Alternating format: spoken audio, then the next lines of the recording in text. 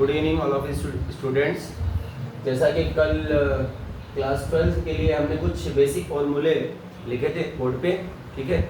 आपसे मैंने ये कहा था कि कुछ और बचे हुए फार्मूले एनसीईआरटी बेस्ड फार्मूले बचे हुए हैं बेटा, ठीक है।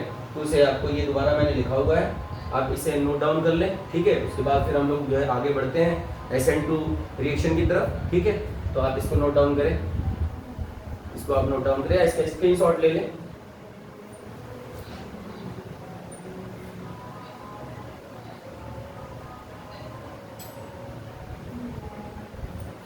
आई होप आपने स्क्रीनशॉट ले लिया होगा, ठीक है।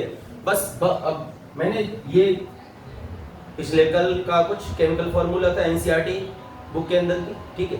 कुछ ये मैंने आज लिखवा दिए, 12-13 फार्मूले ज़्यादा नहीं है। बस 10 फार्मूले हमें कल आपको और लिखवाने हैं, ठीक है ना। वो मैं कल आपको ऐसे ही लिख दूंगा बोर्ड पे। आपको ये ध्यान रखना है बेटा ना, क्योंकि इससे रिलेटेड क्वेश्चन आपसे बिल्कुल आते हैं। मैं बार बार आपसे कह रहा हूँ, आप प्रीवियस ईयर के क्वेश्चन पेपर को उठा के देख लेना, आपको जैसे भी है ना तो आपको मिलेंगे क्वेश्चन, कहीं ना कहीं से आपको मिल जाएंगे, ठीक है। तो अब ये चीज़ आप पॉइंट आउट करेंगे, ठीक। अब हम जो है आगे बढ़ते हैं और हमारा जो है अगला जो है टॉपिक है SN2 रिएक्शन, ठीक है ना। SN2 रिएक्शन, क्योंकि कल हमने SN1 पर बात किया था, आज हम लोग SN2 पे करने जा रहे हैं, ठीक है। तो चलिए शुरुआत करते हैं SN2 की। पेन कॉपी के साथ आप बैठे, ऐसे नहीं, इस तरीके से नहीं केवल सुने, आपको लिखना भी है, आपको उसको बाद देखना भी है। इसलिए पेन कॉपी का पूरा उपयोग करें, हर बात को, छोटी से छोटी बात को नोट डाउन आप करें, ठीक है। आप तभी जाके जो है हमारा मकसद पूरा होगा और आपके क्वेश्चन बनेंगे, तभी जाके हमारा मकसद पूरा होगा बेटा और आपके क्वेश्चन बनेंगे। ऐसे लिखेंगे तो कुछ नहीं होने वाला है ना, ऐसे केवल सुनने से कुछ बात बनने वाली नहीं। तो SN2 की बात करने जा रहे हैं। तो SN2 क्या है आपका? SN2, ठीक है। SN2 रिएक्शन की अगर मैं बात करने जाऊं तो SN2 रिएक्शन क्या है, ठीक है। SN2 रिएक्शन की अगर मैं बात करूं तो क्या है, तो पहले इसके बारे में जानते हैं कि SN2 क्या है। तो बेटा जैसा कि ये लिखा हुआ है, ये आपको पता ही है। N का मतलब होता है न्यूक्लियोफिलिक, N का मतलब होता है न्यूक्लियोफिलिक, N का मतलब होता है न्यूक्लियोफिलिक। 2 का मतलब होता है बायोमोलिकुलर,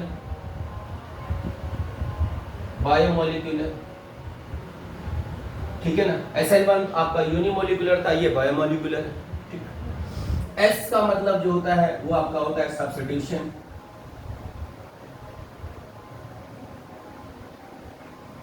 सब्स्टिट्यूशन, यानी कि अगर हमें इसे कहना हो तो हम क्या बोलेंगे, biomolecular nucleophilic substitution reaction.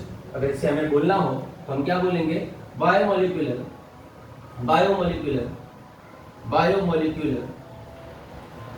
Nucleophilic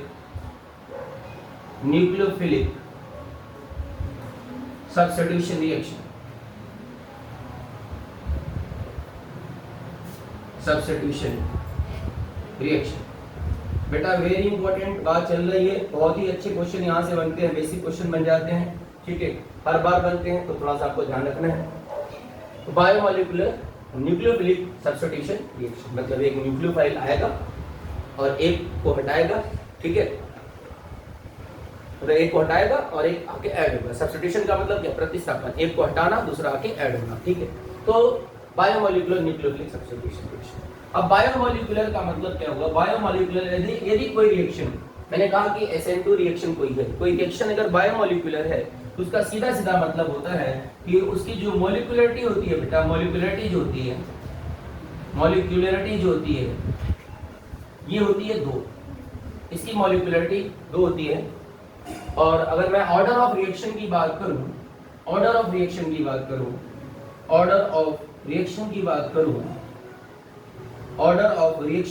करूं तो ये भी बेटा होता है 2।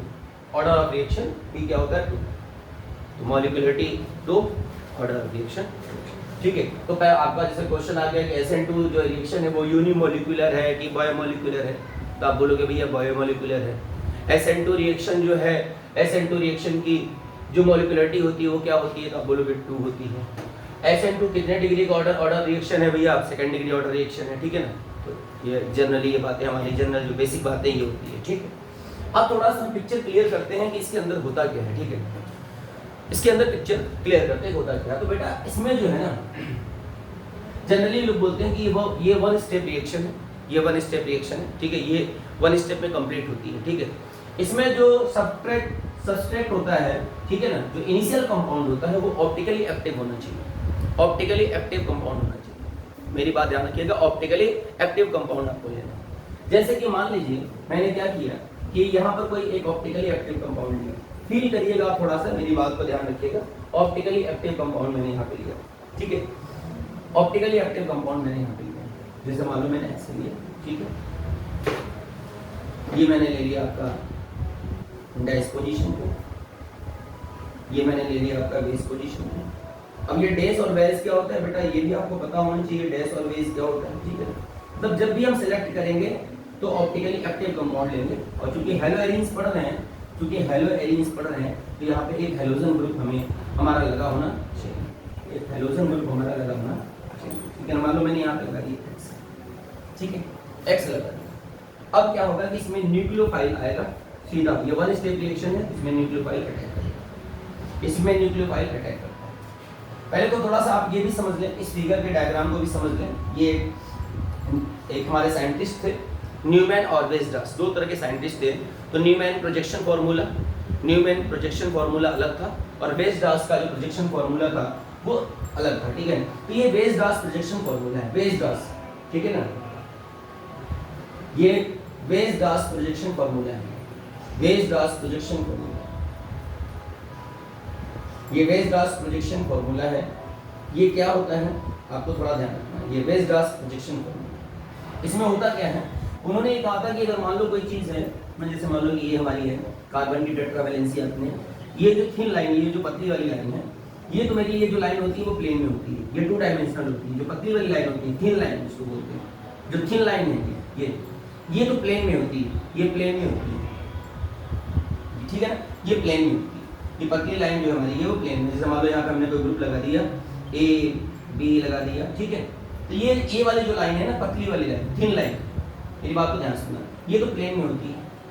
और ये जो डैश लाइन होती है ना, जैसे मान लो यहाँ मैंने कोई ग्रुप लगा दिया सी, तो ये परपेंडिकुलर होती है इनसाइड द प्लेन, ये प्लेन के अंदर की तरफ होती है। आप ऐसे फील करो कि ये हमारा प्लेन है, तो ये वाली जो लाइन है इसमें आप होल्ड करो, इस प्लेन में होल्ड करो और इसको जो है ना अंदर की तरफ निकाल दो। ये जैसे मान लो कील गाड़ते हैं ना, दीवार में हम कील गाड़ते हैं, तो कील गाड़ो और ये कील बाहर की तरफ निकल जाए, perpendicular inside perpendicular to the plane, मतलब अंदर की तरफ होगी, प्लेन के अंदर की तरफ होगी, इनसाइड मतलब दूर की तरफ होगी। और ये जो सॉलिड लाइन होती है आपकी, इसको डैश लाइन बोलते हैं, इसको डैश बोलते हैं, इसको डैश लाइन बोलते हैं, इसको डैश लाइन बोलते हैं। और बेटा ये वाली जो लाइन होती है ना, ये जो सॉलिड लाइन होती है, जिसको सॉलिड लाइन बोलते हैं, ठीक है, इसको जो सॉलिड लाइन होती है इसको बोलते हैं सॉलिड लाइन, ठोस रेखा, सॉलिड लाइन। ये जो होती है ना, ये आपका आउटसाइड द प्लेन होती है, मतलब इस प्लेन के ऐसे परपेंडिकुलर होती है, बाहर की तरफ होगी, perpendicular to the plane, the outside perpendicular to the plane, outside perpendicular to the plane, मतलब ये वाली बाहर की तरफ ऐसे होगी, ये वाली जो लाइन है वो बाहर की तरफ होगी, और ये वाली जो डैश लाइन है ये इसकी जस्ट पीछे की तरफ होगी, ऐसे। तो एक बाहर की तरफ होगी और एक पीछे की तरफ होगी, मेरी बात सुनना रही। तो ये आउटसाइड होती है, ये आउटसाइड होती है, ये बच्चों को पता होता है, outside perpendicular to the plane, outside perpendicular to the plane. ये जो होती है वो होती है इनसाइड, ये वाली जो लाइन होती है डैश लाइन होती है जो, ये इनसाइड होती है, अंदर की तरफ होती है, inside perpendicular to the plane, inside और आउटसाइड, मतलब ये बात। और ये तुम्हारी प्लेन में, ये वाली थिन लाइन जो है वो प्लेन में, ये इस पर है, ये पतली वाली लाइन इस पर है, प्लेन में है, यहाँ पर है। ये वाली इसकी लंबवत है, आउटसाइड ऐसे बाहर की तरफ है, ऐसे ऐसे ऐसे है। और जस्ट इसके पीछे ये वाली लाइन होती है ऐसे पीछे अंदर की तरफ। मेरी बात सुनना रही? तो ये था 3 डायमेंशनल पिक्चर था वेस्डास का, कि जो 3D पिक्चर होता है कार्बन की टेट्राहेड्रल जो ज्योमेट्री होती है, वो जो पिक्चर होता है वो इस तरह से उन्होंने एज्यूम करके बताया था बेटा, ठीक है ना। इसका मीनिंग ये है, मतलब कंफ्यूजन ना रहे कि ये डैश लाइन क्या है, सॉलिड लाइन क्या है, ये मतलब कंफ्यूजन नहीं रहना चाहिए। तो ये चीज़ ये होती है, पतली वाली लाइन दोबारा से ये प्लेन में है, डैश वाली लाइन होती है inside the plane, perpendicular inside the plane, और जो सॉलिड लाइन होती है आउटसाइड परपेंडिकुलर, मतलब परपेंडिकुलर आउटसाइड द प्लेन, ठीक है ना। ये प्लेन के आउटसाइड होती है, परपेंडिकुलर टू, ठीक है, बाहर की तरफ होती है बात, ठीक है। अब हमने क्या किया, अब इसको थोड़ा सा जो है मैं चाहता हूं कि आप इसका स्क्रीनशॉट ले ही लें, ठीक है, क्योंकि हम बोर्ड को मिटाएंगे फिर हम आगे बढ़ेंगे, ठीक है। तो आप इसका स्क्रीनशॉट ले लें बेटा, है ना, फिर ताकि चूंकि बोर्ड छोटा सा है थोड़ा सा, तो इसके लिए मिटाना पड़ेगा, है ना। तो आप इसका स्क्रीनशॉट लें। आई होप आपने ले लिया होगा, स्क्रीनशॉट ले लिया होगा बेटा, ठीक है। तो थोड़ा सा अब हम बात करने जा रहे हैं SN2 पर, आप थोड़ा ध्यान रखिएगा ना, SN2 की बात करने जा रहे हैं, क्या हो रहा है कैसे। SN2 पर हम बात करने जा रहे हैं और ये क्या होने वाला है, कैसे होने वाला है, इस पर चर्चा करेंगे, ठीक है।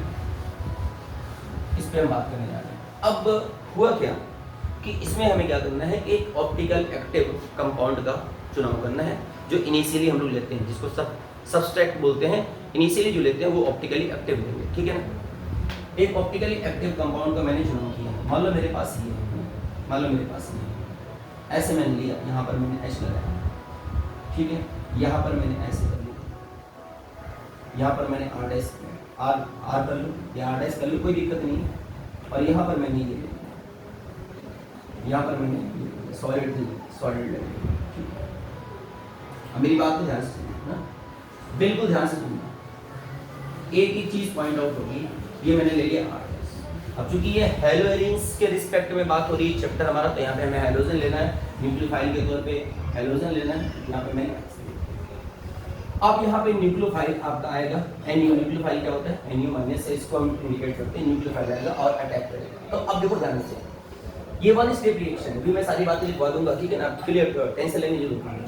अब ये न्यूक्लियोफाइल अटैक करेगा, तो आप ये सोचो पहले तो कि न्यूक्लियोफाइल अटैक करेगा। हाँ, अब सबसे इंपॉर्टेंट बात ये है कि जो रिएक्शन होता है ना, ये रिएक्शन जो होती है SN2, ये पोलर एप्रोटिक सॉल्वेंट के प्रेजेंस में होती है। पोलर एप्रोटिक सॉल्वेंट यूज किया जाता है, पोलर एप्रोटिक सॉल्वेंट। यहाँ पर हम लोग पोलर एप्रोटिक सॉल्वेंट लेते हैं, polar aprotic solvent, polar aprotic solvent का यूज किया जाता है, पोलर एप्रोटिक सॉल्वेंट का उपयोग करते हैं। अब पोलर एप्रोटिक सॉल्वेंट क्या हो सकता है बेटा, क्या क्या हो सकते हैं, ठीक है। तो जनरली हम जो लोग यूज करते हैं, ज़्यादातर देखने को मिलता है, या तो हम एसीटोन ले लें, CH3COCH3 ले लें, या अगर ये नहीं लिखा हुआ है तो आपको DMF मिलेगा, DMF मिलेगा, डाई मिथाइल फॉर्मामाइड। ये भी आपका जो है पोलर एप्रोटिक सॉल्वेंट है। अगर ये लिखा हुआ नहीं मिलेगा तो आपको ये मिल सकता है DMSO, dimethyl sulphoxide, dimethyl sulphoxide, dimethyl sulphoxide, DMSO, direct ऐसे लिखे हुए मिलेंगे आपको, ठीक है। ये हमारे पोलर एप्रोटिक सॉल्वेंट, ये हमारे पोलर एप्रोटिक सॉल्वेंट है। अगर आपसे कोई पूछे कि पोलर एप्रोटिक सॉल्वेंट कौन सा होता है, तो मेरे ये पोलर एप्रोटिक सॉल्वेंट। अब बॉन्ड के अंदर पहले से भी पोलैरिटी है, ये चीज दिखाई पड़ रही है, क्योंकि X हेलोजन है, ये इलेक्ट्रोनेगेटिव है, कार्बन पे पार्शियल कार्बन पे पार्शियल पॉजिटिव आएगा, X पे पार्शियल नेगेटिव आएगा, तो यहाँ पर पार्शियल पॉजिटिव आ रहा है, यहाँ X पर जो है, सॉरी C पर जो है पार्शियल पॉजिटिव आएगा, पार्शियल पॉजिटिव आएगा, पार्शियल पॉजिटिव आएगा, और यहाँ पे पार्शियल नेगेटिव आएगा। तो बॉन्ड के अंदर तो पहले से पोलैरिटी है, पोलैरिटी है। अब ये बॉन्ड क्या करेगा, ये न्यूक्लियोफाइल क्या करेगा, अटैक करेगा, न्यूक्लियोफाइल अटैक करेगा। अब न्यूक्लियोफाइल किसके पास जाना चाहेगा, न्यूक्लियोफाइल के पास क्या नेगेटिव चार्ज है, तो नेगेटिव चार्ज किसके पास जाना चाहेगा, पॉजिटिव चार्ज के पास जाना चाहेगा, मतलब पॉजिटिव को अफेक्शन करने वाला, पॉजिटिव को चाहने वाला, ठीक है, ये पॉजिटिव की तरफ बढ़ेगा। तो देखो यहाँ पे दो पॉसिबिलिटी बनेगी, ध्यान रखना मेरी बात ध्यान से, यहाँ पर पॉसिबिलिटी दो बन रही है, लेकिन कैसे, कौन सी ज़्यादा इंपॉर्टेंट होगी, कौन सी पॉसिबिलिटी हो मतलब हो सकती है उस पर। अब ये न्यूक्लियोफाइल फ्रंट अटैक करेगा, न्यूक्लियोफाइल फ्रंट अटैक भी कर सकता है, आगे से भी अटैक कर सकता है, और न्यूक्लियोफाइल जो है बैक अटैक भी कर सकता है, ऐसे भी अटैक कर सकता है, फ्रंट अटैक और बैक अटैक। न्यूक्लियोफाइल का जो अटैक होगा, न्यूक्लियोफाइल का जो आक्रमण होगा वो सामने से भी होगा, फ्रंट अटैक भी होगा, फ्रंट अटैक होगा, न्यूक्लियोफाइल का जो अटैक होगा वो फ्रंट अटैक भी होगा, ध्यान रखना, फ्रंट अटैक होगा, फ्रंट अटैक होगा, और ये बैक अटैक भी कर सकता है, बैक अटैक भी कर सकता है। मेरी बात समझ में आ रही है, मैं क्या कहना चाह रहा हूँ, न्यूक्लियोफाइल का जो अटैक होगा वो तो फ्रंट अटैक भी हो सकता है, यहाँ पे पॉसिबिलिटी दोनों बन रही है, आगे से भी अटैक करने की और पीछे से भी अटैक करने की बन रही है। अब बात यहाँ पे ये फंस रही है ना, क्योंकि ये न्यूक्लियोफाइल है, इसके ऊपर नेगेटिव चार्ज है, यहाँ हेलोजन के ऊपर नेगेटिव चार्ज है, तो नेगेटिव चार्ज एक दूसरे आमने सामने आ गए, और जब दोनों एक दूसरे के आमने सामने आएंगे बेटा, तो नेगेटिव चार्ज अगर ये नेगेटिव चार्ज है और ये नेगेटिव चार्ज है और ये दोनों एक दूसरे के सामने आ रहे हैं, आपको पता ही है कि सेम चार्ज में रिपल्सन होता है, ये क्या करेंगे, रिपेल करेंगे। तो यानी कहने का मतलब ये है कि न्यूक्लियोफाइल यदि सामने से अटैक करना चाहेगा तो इसको अटैक करने में कठिनाइयों का सामना करना पड़ेगा। ये सामने से आसानी से इजीली अटैक नहीं कर पाएगा, क्योंकि यहाँ पे हेलोजन बैठा हुआ है नेगेटिव चार्ज लेके, ये इसको रिपेल करेगा, मेरी बात समझ में आ रही है, ये इसको रिपेल करेगा, और जब ये इसको रिपेल करेगा तो ये क्या करेगा कि आसान तरीका खोजेगा जहां से ये आसानी से अटैक करे। तो ये क्या करेगा, इस रास्ते को छोड़ के, फ्रंट अटैक को छोड़ के ये बैक अटैक करेगा। मेरी बात समझ आ रही है? तो यहाँ पर एक इंटरमीडिएट फॉर्मेशन होती है, इस प्रक्रिया के दौरान जो है यहाँ पर एक इंटरमीडिएट फॉर्मेशन होती है, एक इंटरमीडिएट बनता है जिसको बोलते हैं। कैसे बनेगा आप थोड़ा फील करें, यहाँ पर एक इंटरमीडिएट बनेगा, आप थोड़ा सा इसको जो है एनालाइज करें ना, फील करें। ये यहाँ से अटैक कर रहा है, बैक अटैक कर रहा है, मतलब ये यहाँ से जुड़ना चाह रहा है और ये यहाँ से निकलना चाह रहा है, भाई ये यहाँ से निकलेगा तभी यहाँ से ये जुड़ेगा, ठीक है। अब ये स्थिति देखो, थोड़ा ऑब्जर्व करो ना, ये स्थिति हेलोजन की, ये हेलोजन लगा हुआ है, ये स्थिति ऐसी है, मेरी बात को समझना, ये स्थिति ऐसी है। अब जो है, अब ये न्यूक्लियोफाइल जो है ये पीछे से अटैक करेगा, तो ये इसके स्वागत के लिए, मतलब ये इसके आगमन के लिए क्या करेंगे, ये अपने आप को रिलैक्स करेंगे, क्योंकि ये इधर से हेलोजन निकल भी रहा है धीरे धीरे। आप इमेजिन करें कि ये हेलोजन इधर से निकल रहा है, तो ये धीरे धीरे रिलैक्स होंगे, ये निकल रहा है, रिलैक्स होंगे, और इधर से ये न्यूक्लियोफाइल पीछे से आ रहा है। तो एक ऐसी स्थिति बनेगी इंटरमीडिएट का कि एक ऐसा फॉर्मेशन यहाँ पे जनरेट होगा, कुछ इस तरह का पिक्चर आपके सामने आएगा, थोड़ा ध्यान रखिएगा, कुछ इस तरह के पिक्चर आपके सामने आएंगे, ऐसे हैं। मान लो ये R है, ये R है और ये H, तो यहाँ से तो न्यूक्लियोफाइल आ रहा है,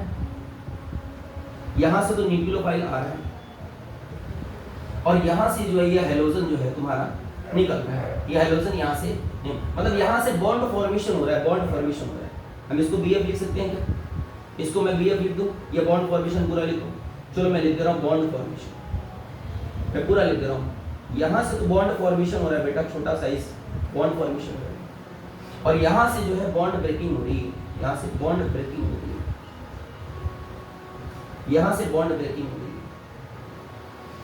तो यहाँ पर होगा क्या कि एक जो है इंटरमीडिएट बनेगा, एक इंटरमीडिएट कंपाउंड का फॉर्मेशन होगा, इंटरमीडिएट कंपाउंड का फॉर्मेशन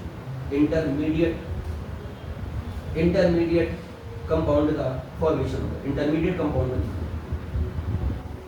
जो कि क्या होगा, हाईली अनस्टेबल होगा, क्योंकि यहाँ पे आप देख रहे हो, यहाँ पे कार्बन पेंटावैलेंट हो गया, यहाँ पे कार्बन कितना होगा, पेंटावैलेंट, कार्बन 1 2 3 4 5 बॉन्ड बना रहा है, यहाँ पर कार्बन पेंटावैलेंट हो गया, ये हाईली अनस्टेबल हो जाएगा। ये जो इंटरमीडिएट बन रहा है ये अनस्टेबल है। अब कोई चीज अनस्टेबल है तो क्या होना चाहिए, स्टेबल होना चाहिए, अनस्टेबल है। ये जो इंटरमीडिएट फॉर्म हो रहा है ये हाईली अनस्टेबल है, ठीक है।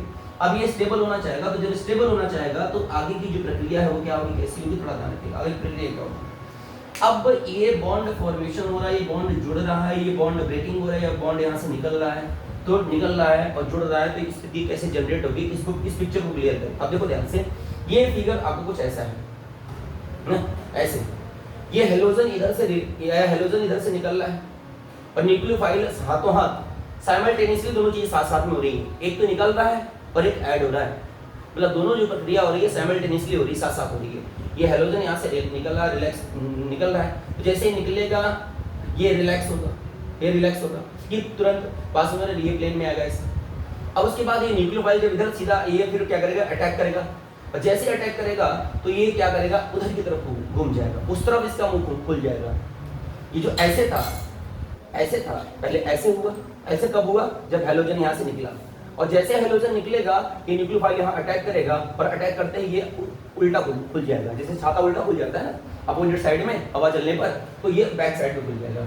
तो जैसे ही खुलेगा बेटा तो इसका जो है इन्वर्टेड प्रोडक्ट मिलेगा, आपका इन्वर्जन प्रोडक्ट मिलेगा। तो अगर आप ध्यान से देखें तो इस पिक्चर का जब चूंकि न्यूक्लियोफाइल अटैक करेगा तो ये इस तरह से स्थिति यहाँ पे जनरेट हो जाएगी। ये यहाँ पर H आ जाएगा, मान लो यहाँ पर ये R ऐसे था, ये R था, ये सॉलिड में आपका ये था, ऐसे था। मेरी बात को समझना, बिल्कुल बिल्कुल समझना, बहुत ही आसान है, बहुत ही आसान है, कोई मुश्किल नहीं है, बहुत आसान है ना। ये R' हो गया और यहाँ पर बेटा न्यूक्लियोफाइल आके ऐड यहाँ पर। अब देखो आप पिक्चर देखो, पिक्चर देखो आप इसका, ये पहले इस तरह से इस तरफ था, अब ये उस तरफ चला गया। तो इसको बोलते हैं इन्वर्जन प्रोडक्ट, इसको बोलते हैं inversion product, inversion product, inversion product form होता है, इन्वर्जन प्रोडक्ट फॉर्म होता है। या इसी का दूसरा नाम है बेटा, इसी का दूसरा नाम है वाल्डेन इन्वर्जन, इसी का दूसरा नाम है आर करके आप लिख सकते हो, very important, Walden inversion, Walden inversion, Walden inversion, इसी का दूसरा नाम है वाल्डेन इन्वर्जन। बात समझ में आ रही मेरी बात समझ में आ रही? एक बार फिर से आप इस चीज को ऑब्जर्व करें। मैं कहना क्या चाह रहा हूँ ना, SN2 बायोमोलिकुलर है, अगर ये बायोमोलिकुलर है इसकी मोलिकुलरिटी क्या होगी? 2 होगी। ऑर्डर ऑफ रिएक्शन क्या होगा? 2 होगा। ये न्यूक्लियोफिलिक है, न्यूक्लियोफिलिक सब्स्टिट्यूशन हो रहा है, ठीक है हो रहा है। इसमें न्यूक्लियोफाइल के अटैक करने की पॉसिबिलिटी दोनों थी, मैंने दोनों दिखाई, ठीक है, मैंने दोनों दिखाई। अब ये सामने से फ्रंट अटैक क्यों नहीं कर पाया? फ्रंट अटैक पॉसिबल नहीं है, फ्रंट अटैक पॉसिबल नहीं है, क्यों? क्योंकि यहाँ पे निगेटिव चार्ज है, ये भी निगेटिव चार्ज है, निगेटिव चार्ज और निगेटिव चार्ज में क्या होगा? रिपल्सन होगा, तो इसके लिए अटैक करना मुश्किल होगा। तो क्या करेगा? इजी रास्ता खोजेगा, आसान वाला रास्ता जहाँ से अटैक हो सके। ये पीछे से आएगा, ये पीछे से आएगा, पीछे से अटैक करना चाहेगा, ठीक है, पीछे से अटैक करना चाहेगा। तो यहाँ पे क्या होगा? इन्वर्टेड प्रोडक्ट बनेगा। तो इस दौरान जो है, इस प्रक्रिया के दौरान होगा क्या, और ये जो रिएक्शन है वो क्या हो रही है? पोलर प्रोटिक सॉल्वेंट के प्रेजेंस में हो रही है, सॉरी पोलर एप्रोटिक सॉल्वेंट के प्रेजेंस में हो रही है। वेरी इंपॉर्टेंट बात है, ध्यान रखिएगा। पोलर एप्रोटिक सॉल्वेंट के प्रेजेंस में ये रिएक्शन हो रहा है। पोलर एप्रोटिक सॉल्वेंट कौन कौन से हो सकते हैं? मे बी जनरली अगर ये आपको 3-4 पता है तो ये इन्हीं में से आता है, ठीक है ना। तो एक तो हो गया एसीटोन ले लो, या तो DMF ले लो, डाइमेथाइल फॉर्मामाइड ले लो, या DMSO ले लो, डाइमेथाइल सल्फोनाऑक्साइड ले लो। तो हम क्या करेंगे?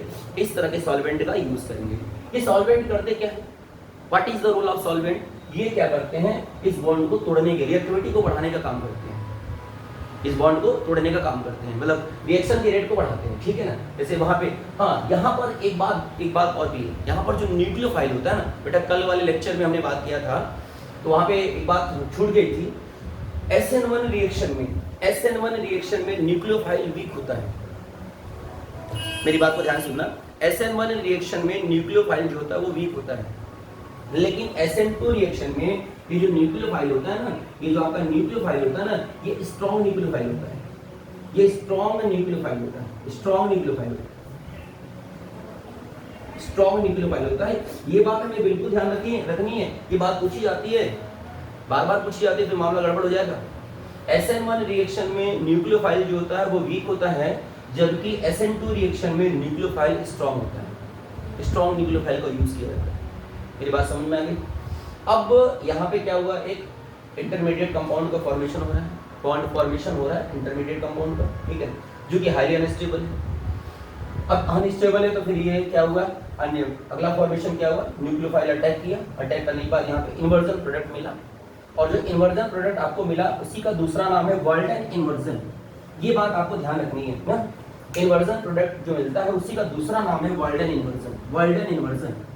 ये बात आपको याद रखनी है, वाल्डेन इन्वर्जन, ठीक है। बच्चे कभी कभी भूल जाते हैं, ठीक है, इन्वर्जन प्रोडक्ट ही ध्यान रखते हैं, वाल्डेन इन्वर्जन भी इसको बोलते हैं, ठीक है। तो ये थी पिक्चर आपकी SN2 की, जहां तक मैं समझ पाया मैंने आपको बताया, और अगर आप इस बात को ध्यान रखते हैं तो सारी चीजें क्लियर हो जाएंगी, ठीक है। तो आप जो है इसका स्क्रीनशॉट ले बेटा, और एक एक पॉइंट को नोट डाउन करें, स्क्रीनशॉट लें और एक एक पॉइंट को नोट डाउन करें, फिर हम आगे बढ़ें, ठीक है, ठीक है बेटा। तो अब हम लोग क्या है कि इसके इंपॉर्टेंट जो बात हमने यहाँ पे किया है, बस उसी को थोड़े पॉइंट के फॉर्म में लिखना चाहते हैं, ठीक है, ताकि हमें रिकॉलिंग कर सकें अच्छे से। तो आप लिखेंगे some important point, some important point, some important point for SN2 reaction, ऐसे some important point for SN2 के लिए इंपॉर्टेंट पॉइंट की बात करने जा रहे हैं, ठीक है। तो पहली कंडीशन क्या है, पहला तो आपको ये याद रखना है कि जो इसकी रिएक्टिविटी ऑर्डर होती है ना, reactivity order, reactivity order of, reactivity order of SN2 reaction, reactivity order of SN2 reaction is 1 degree, 2 degree, 3 degree। ये इसकी रिएक्टिविटी ऑर्डर, ये इसकी रिएक्टिविटी ऑर्डर, SN1 की जो रिएक्टिविटी ऑर्डर होती है वो आपका ये होती है, ठीक है। अब दूसरी कंडीशन क्या है, दूसरी कंडीशन क्या है, ठीक है, रेट ऑफ, रेट, अगर मैं रेट की बात करूं, rate of SN2 reaction, rate of SN2 reaction is directly proportional RX and nuclear, है, क्योंकि इसमें क्या होता है, सबस्ट्रेट भी होता है और न्यूक्लियोफाइल दोनों एक साथ होते हैं, ठीक है। तो इस हिसाब से अगर मैं बात करूं, इस हिसाब से अगर मैं बात करूं, order of reaction and molecularity, अगर इस हिसाब से मैं बात करूं, order of reaction and molecularity, order of reaction and molecularity, order of reaction and molecularity of SN2 reaction, SN2 reaction, ध्यान रखना, SN2 रिएक्शन इज क्या होगा, इसकी मॉलिक्यूलरिटी और ऑर्डर ऑफ रिएक्शन की बात करें, ये क्या होगा, दोनों चीजें होगी, दो, इन SN2 reaction, in SN2 reaction, in SN2 reaction strong, in SN2 reaction strong nucleophile is used, SN2 reaction में जो है ना स्ट्रॉन्ग न्यूक्लियोफाइल का यूज करते हैं, बेटा ये बात ध्यान रखना, ठीक। अगली जो कंडीशन है, अगली जो कंडीशन है, SN2 reaction, SN2 reaction, SN2 reaction is carried out, SN2 reaction is carried out polar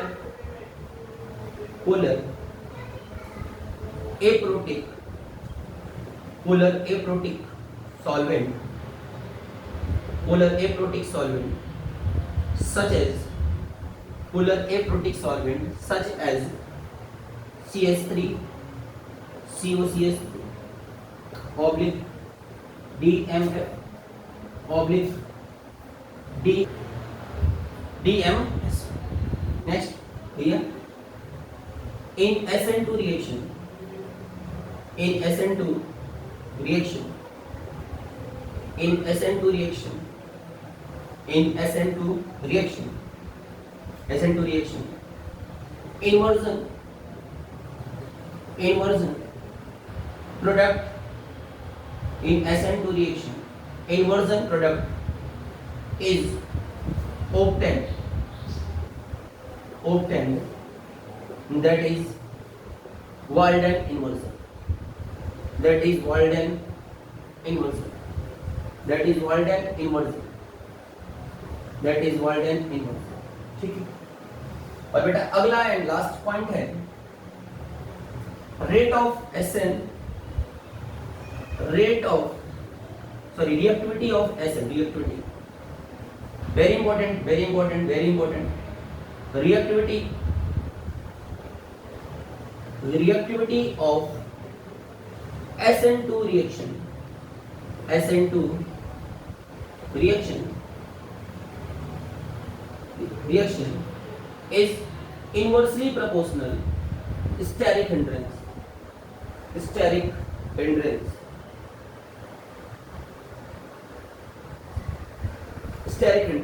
ये आपका बहुत ही इंपॉर्टेंट पॉइंट है बेटा, बहुत ही इंपॉर्टेंट पॉइंट है, ये बहुत ही इंपॉर्टेंट पॉइंट है ना, स्टेरिक हिंड्रेंस। इस पर मैं थोड़ी सी बात कर लेता हूँ। हाँ तो बेटा ये जो है, अब इसमें छोटी सी बात, एक पॉइंट और थी जो कि ये SN2 जो है आपका क्या होता है, जो वन स्टेप रिएक्शन होता है तो सभी को पता है, ठीक है ना। एक पॉइंट आप उसको भी मेंशन कर लें ना, 8वां यहाँ पे मैं लिख दे रहा हूँ, 8वां यहाँ पे लिख दे रहा हूँ, ठीक है ना, 8वां पॉइंट यहाँ पे लिख दे रहा हूँ, इट इज ए SN2 या it is a one step reaction, it is a one step reaction, one step reaction, it is a one step reaction ना। तो ये आपके जो बेसिक पॉइंट थे जो हमने किया और उसी को मैंने यहाँ पे लिखा ना, जो करके हम लोग देखे थे पहले उसी को हमने यहाँ पे लिखा ना। एक सबसे इंपॉर्टेंट बात ये है, जो ये 7वां पॉइंट है, ये 7वां पॉइंट, इसको थोड़ा सा पिक्चर क्लियर करो ना, ये पिक्चर क्लियर करो बेटा ना, ये पिक्चर क्लियर होनी चाहिए, बिल्कुल क्लियर होनी चाहिए। ठीक हो क्या रहा है कि reactivity of SN2 reaction is inversely proportional steric hindrance, ठीक है ना। स्टेरिक हिंड्रेंस मतलब जितना स्टेरिक हिंड्रेंस कम होगा, जितना स्टेरिक हिंड्रेंस कम होगा उतना रिएक्टिविटी ज्यादा होगी। स्टेरिक हिंड्रेंस का मतलब क्राउडनेस, ऐसे समझो, क्राउडनेस, बहुत भारी भारी भारी मतलब बल्कि ग्रुप अगर लगा दिए गए हैं कार्बन से तो फिर स्टेरिक हिंड्रेंस वहाँ बढ़ जाएगा। जैसे मैंने फॉर एन एग्जांपल, आप पहले इसका स्क्रीनशॉट ले, पहले आप इसका स्क्रीनशॉट ले ना, फिर मैं थोड़ा सा आपको इस पर बात कर लूँ, आप इसका स्क्रीनशॉट लेंगे ना बेटा। एक एक पॉइंट को पॉइंट आउट करिएगा, बिल्कुल एक एक चीज जो मेंशन की जा रही है ना, बेसिक बातें हैं, बिल्कुल बेसिक बातें, एकदम आराम से तसल्ली से पढ़ो, एकदम खुश होके, टेंशन लेने की बिल्कुल जरूरत नहीं है, एकदम तसल्ली से दिल से पढ़ो। कोई बच्चा कमजोर नहीं होता, सबका सिलेक्शन हो सकता है यदि आप ठान ले तो, यदि आप ठान ले तो आपका सिलेक्शन पक्का है। दुनिया की कोई ताकत आपको रोक नहीं सकती सिलेक्शन पाने से। हाँ बस ये है कि थोड़ी ईमानदारी ना, ईमानदारी होनी चाहिए। तो ठीक है, जहां तक मुझे लग रहा है कि आपने स्क्रीनशॉट ले लिया होगा। हाँ तो हम ये बात कर रहे थे कि ये जो हमारा ये पॉइंट है ना, ये जो रिएक्टिविटी की बात है, थोड़ा सा आप समझिएगा ना जो, तो वो चीजें पिक्चर क्लियर हो जाएगी। जैसे मान लो कि हमने क्या किया, कोई ग्रुप ले लिया, जैसे मान लो ये लिया मैं, यहाँ पर ऐसे भारी भरकम ग्रुप लगा दिया मैंने ना, यहाँ पे कोई एक्स है और यहाँ पे न्यूक्लियोफाइल है, मान लो अब ये न्यूक्लियोफाइल अटैक करेगा, आपको पता ही है। मान लो यहाँ पे मैंने ले लिया CH3 ले लिया, अब इसमें CH3 में भी 3 हाइड्रोजन है, ठीक है ना, ये खुद में अपना ये H और H ले लिया, यहाँ पे ले लिया ना, मेरी बात को समझना। यहाँ पर मैंने C2H5 ले लिया, यहाँ पर मान लो मैंने C2H5 ले लिया, ये भी भारी भरकम ग्रुप हो गया। मान लो मैंने यहाँ पे C3H7 ले लिया, ये भी भारी भरकम ग्रुप हो गया। इसमें आप देख रहे हो कि बड़े बड़े ग्रुप लगे हुए हैं, यहाँ पे बड़े बड़े ग्रुप लगे हुए हैं। आप अगर इसको फील करें तो आप इसको फील करें, यहाँ पे 2 H हो गए ना, 2 H हो गए, फिर यहाँ पे कितने H हो गए, 3 H हो गए। मेरी बात समझ में आ रही है, मेरी बात समझ में आ रही है। मैंने इसको खोल दिया, ऐसे खोला, यहाँ पे स्टेरिक हिंड्रेंस ना, स्टेरिक हिंड्रेंस का मतलब बल्कि, मान लो अगर मैंने इसको खोला तो यहाँ पे ले लिया, यहाँ पर ऐसे हो गया, फिर मान लो ये ऐसे कर दिया, यहाँ पर ऐसे कर लिया, C3H7 हो गया, ऐसे ना, ऐसी बात हो रही है ये। ऐसे अगर ऐसी चीजें हैं अगर आपके साथ में, तो फिर आप क्या करोगे, ऐसी चीजें आपके साथ में तो क्या करोगे। अब एक ये भारी ग्रुप ये हो गया, ये भी ग्रुप आपका ये हो गया, ये भी ग्रुप आपका ये हो गया। अब मुझे ये बताओ कि यदि सामने से तो न्यूक्लियोफाइल आ नहीं पा रहा है, फ्रंट अटैक तो न्यूक्लियोफाइल का हो नहीं पा रहा है, क्योंकि ये यहाँ पे निगेटिव है, नेगेटिव नेगेटिव में रिपल्सन हो रहा है, नेगेटिव और नेगेटिव में रिपल्सन हो रहा है, नेगेटिव नेगेटिव में प्रतिकर्षण हो रहा है, रिपल्सन हो रहा है। फ्रंट अटैक तो हो नहीं पा रहा है, अटैक होगा बैक अटैक। अब ये बेचारा न्यूक्लियोफाइल पीछे से आना चाहेगा, अब पीछे से आना चाहेगा तो ये भारी बड़े मतलब बल्कि ग्रुप लगे हुए हैं, तो ये क्या है, बल्कि ग्रुप जब लगे हुए हैं, ये पूरा छापे हुए, इस सेंटर को एकदम छाप लिए, बिल्कुल मतलब पूरी तरह से घेर लिए, इस कार्बन सेंटर को पूरी तरह से घेर लिए पीछे से। ग्रुप लगा हुआ है, यहाँ पे ग्रुप लग गया, यहाँ पे ग्रुप लग गया, यहाँ पे ग्रुप लग गया। तो ये हो क्या रहा है कि ये बेचारा जो न्यूक्लियोफाइल है, अब इसको कार्बन सेंटर के पास पहुंचने में बड़ी मुश्किल होगी, बहुत ज्यादा कठिनाई का सामना करना पड़ेगा। मेरी बात समझ में आ रही है? यानी कि यहाँ पे स्टेरिक हिंड्रेंस बहुत ज्यादा है। स्टेरिक हिंड्रेंस का मतलब क्राउडनेस, बल्कि ग्रुप लगे हुए हैं भारी भारी ना, तो जितना कम स्टेरिक हिंड्रेंस होगा, जितनी कम बल्कि ग्रुप लगे होंगे, उतना आसानी से स्पेस मिलेगा इसको। भाई छोटे ग्रुप होंगे ये रिलैक्स होंगे, यहाँ पे क्या होगा, जगह होगी, स्पेस होगी, तो ये न्यूक्लियोफाइल आके अटैक करेगा, आसानी से अटैक कर सकता है, आसानी से आके कार्बन सेंटर की तरफ अटैक करेगा, कार्बन सेंटर पे जाकर ये सीधा जो अटैक कर जाएगा। लेकिन चूंकि बल्कि ग्रुप लगा हुआ है, तो बल्कि ग्रुप के लगने की वजह से ये यहाँ पर आसानी से रिएक्ट नहीं कर पाएगा, और जब रिएक्ट नहीं कर पाएगा तो इसकी रिएक्टिविटी क्या हो जाएगी, कम हो जाएगी, लेस रिएक्टिव हो जाएगा। मैं यही आपको बताना चाह रहा था 7 पॉइंट में कि reactivity of SN2 reaction is inversely proportional steric hindrance. ठीक है ना, स्टेरिक हिंड्रेंस जितना कम होगा, अर्थात जितने छोटे छोटे ग्रुप लगे होंगे कार्बन की टेट्रावैलेंसी से, उतना ज्यादा रिएक्टिव होता है। इसीलिए हम बोलते हैं कि जो इसकी जो रिएक्टिविटी ऑर्डर होती है 1 डिग्री, फिर 2 डिग्री, उसके बाद 3 डिग्री होती है। ठीक है, क्योंकि 1 डिग्री में स्टेरिक हिंड्रेंस कम होगा, 1 डिग्री कार्बन के साथ स्टेरिक हिंड्रेंस क्या होगा, कम होगा। 2 डिग्री कार्बन के साथ स्टेरिक हिंड्रेंस बढ़ेगा, 3 डिग्री कार्बन के साथ स्टेरिक हिंड्रेंस और बढ़ेगा। इसकी वजह से ये रिएक्टिविटी ऑर्डर होती है इसकी। मेरी बात समझ में आ रही है? आई होप आप समझ चुके होंगे मैं क्या कहना चाह रहा हूँ। कुल मिला जुला के मैं आपको ये कहना चाह रहा था कि ये न्यूक्लियोफाइल पीछे से आ रहा है, और पीछे से आने के लिए इसके पास रास्ते पूरे ब्लॉक हैं। अब ब्लॉक किस लिए हो गए, किस लिए ब्लॉक हो गए, क्योंकि बड़े बड़े ग्रुप लगे हुए हैं, और बड़े बड़े ग्रुप लगे हुए हैं, इसकी वजह से पीछे से रास्ता ब्लॉक हो चुका है। अब ब्लॉक हो चुका है कि ये न्यूक्लियोफाइल कार्बन सेंटर तक पहुंचने में इसको बहुत ही सबसे लड़ भिड़ के जाना पड़ेगा। लड़ भिड़ के जाने का मतलब ये हुआ कि उसकी रिएक्टिविटी कम हो जाएगी बेचारे की, उसकी रिएक्टिविटी कम हो जाएगी बेटा ना। तो ये चीज़ थी, तो मैं आपसे ये कहना चाह रहा था कि ये हमारा SN2 पर लेक्चर था। हाँ बेटा, क्वेश्चन भी करेंगे, सारे क्वेश्चन करेंगे ना, NCERT के भी प्रॉब्लम करेंगे, जो भी हमारे एक्सरसाइज में हैं, इंडेक्स क्वेश्चन हैं, वो भी करेंगे, नो डाउट। आप टेंशन नहीं ले, बिल्कुल टेंशन नहीं ले। और साथ साथ में जो हमारे प्रीवियस ईयर के क्वेश्चन आपके नीट में और JEE मेंस में आए हुए हैं, ठीक है ना, उसको भी प्रयास करेंगे कि हमारा वो भी कवर हो, मैक्स टू मैक्स कवर हो ना। तो पहले वो चीज़ तब हो पाएगी जब सारे कॉन्सेप्ट हमारे क्लियर होंगे, बेसिक कॉन्सेप्ट क्लियर होंगे, तब चीज़ें क्लियर हो जाएंगी, ऑटोमेटिक क्लियर हो जाएंगी, कहीं कोई समस्या आने वाली नहीं है। तो आज के लिए इतना ही काफ़ी है। कल हम जो है कुछ नेम डायरेक्शन की तरफ बढ़ेंगे, जो हेलोरेंस की नेम डायरेक्शन है। ठीक है, तो धन्यवाद, जय हिंद। ठीक है बेटा, और कल के लिए फिर कल मुलाकात करते हैं आपसे। धन्यवाद।